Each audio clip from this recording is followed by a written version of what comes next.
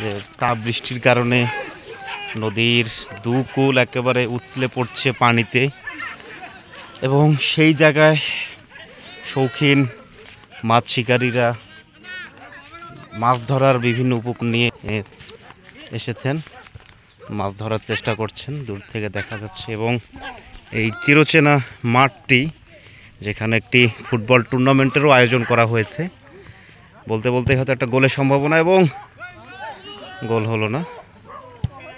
তো একটা টুর্নামেন্টের আয়োজন করা হয়েছে, যার উদ্বোধনী ম্যাচ হওয়ার পরে আপাতত এই বৃষ্টির কারণে, বর্ষার কারণে দ্বিতীয় ম্যাচের কোনো খবর এখনও পর্যন্ত দেওয়া হয়নি। ছেলেরা খেলছে।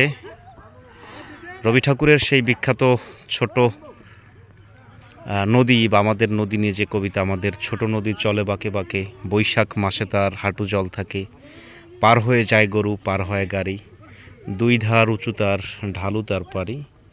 যেমনটি ছোট নদীর নদীকেন্দ্রিক জনপদের চিত্র ফুটে উঠেছে, তারই যেন বাস্তবতা এখানে এসে ধরা দেয়, দেখা পাওয়া যায়।